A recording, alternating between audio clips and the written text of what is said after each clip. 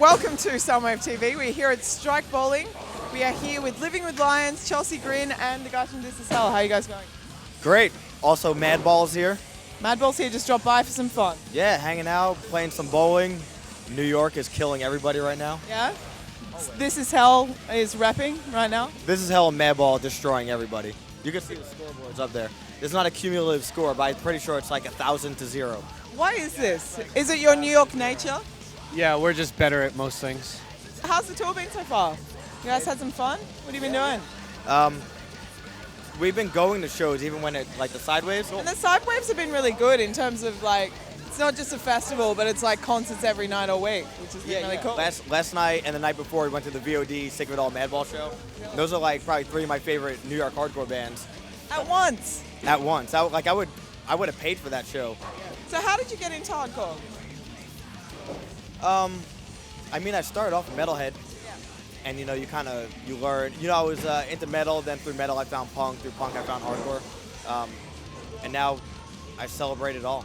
It's quite cyclical. Like I was talking to Lou from Sick of It All the other night. How like they're not separate. Like there's a lot of there's like punk bands that influenced Metallica's first album, and it's not like there's two schools of thought. And I think Soundwave's a really good place where you can have both things sort of interact and cross-pollinate. Yeah, I think it should always be together. There's no reason to differentiate. There's no teams. Yeah, especially when the difference between punk and hardcore and metal. It's all just heavy, aggressive music when it comes down to it. Good cathartic, fun times, like. Yeah, for sure. And you don't want to be limited to like a little box just because of a label. That's boring.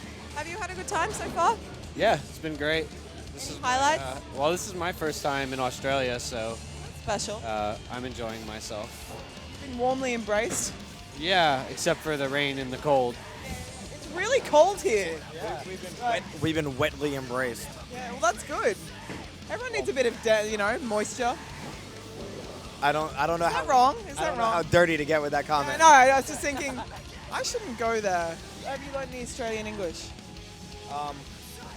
Shockers. I had my first real meat pie the other day. It's pretty good. Yeah. I'd better run, just say that for what they are.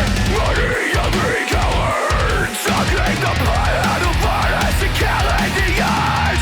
So count out the money you stop from stopping not as you was back away. We are here at a bowling alley with Langdon from Living with Lions and Mitz from Madball. It's a moment of interband connectedness. There's a little bit of sports, there's a little bit of showmanship on the bowling alley. Now, these guys were just talking about the lost We were just about to discuss that. Well, I was saying, also the same. First off, it's drinking wine. It's a very sophisticated gentleman here. I'm sticking with the more traditional bowling drink of beer. But the topic came up about how this is a little posh. It's a little nice and whatever, but I think kind of a dying breed is the dive bowling alley. Which I enjoy. I've had many birthday parties at the dive bowling alley. I've gone with my dad many times to the dive bowling alley. And you can't find them anymore. Like They're all cleaned up. Yeah, it's like, I need a shitty piece of pizza, a shitty beer, some awesome shoes, and a ball, man. It's like the CBGBs of the bowling world. Where's it? Totally. Do you remember going to those kind of venues back in the day? Absolutely. Well, what was it like? It was because I came from the suburbs. I came from Long Island. So it was thrilling, like you'd go into New York City and I remember walking into CBGB's the first time and literally there's 2 inches of just posters on the wall and the graffiti and the posters held the place together. If they ever peeled it all off, it would have collapsed. So what about you? Do you remember early venues when you were first time? Oh, I totally do. And also just to go back on the bowling alley thing, because I'm Canadian, right? And I grew up in rural Canada. So a big thing was also, sounds crazy, but the curling. So curling. I used to play curling. I was in curling club. I played with my grandpa. Curling? What is curling? It's basically like shuffleboard on ice. And so you got a shoe. No. You gotta try that sounds fun. Yeah, it's really I don't know fun. anything about it. I just know it's a Canadian religion. And I know like you would poutine. What, poutine? Yeah, poutine. Canadian. Yeah. Poutine. That's what the French call it. Poutine. Like Vladimir. Yes, exactly. Like Vladimir Putin. Yeah, exactly. So let me ask you, when you're curling, do people keep their drinks sitting right on the ice? Do you drink during that? That's amazing. Totally. So some of my very first drinks that I ever had in my life was playing curling with my grandfather and my dad. and they would be drinking, and that was like the bar was at the end of the curling rink, and they would all sit there, and when it was their time to play, put the glass down, come out, do your rock. So do you guys know like cancer bats and stuff? Or? Yeah, totally. We played with How them. did you guys meet? With like meeting, like crossing paths, and like also being Canadian and stuff. So like Being Canadian. yeah, totally. So we've crossed paths with those guys quite a few times. And, Excellent. Yeah, lovely gentlemen. So how are you guys going music-wise? Like, got any new exciting things? Well, after this, like we're gonna go to Japan with Such Gold, this awesome band from Rochester, New York, and we're gonna go there, and then we're going to China. Oh wow, that's cool. Yeah, which is awesome. I've never been to any of those countries yet. China, and then we're going to. Even Metallica hasn't been to China. Really? Wow, we got one up on those guys. If you could say that. Yeah, with respect. With respect. Yes.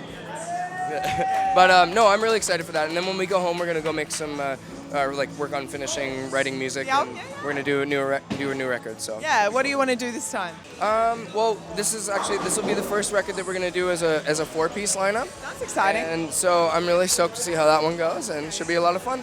Yeah, totally. Well, good luck. Thank you very much. Thank you. Thank you for having me. Soundwave TV.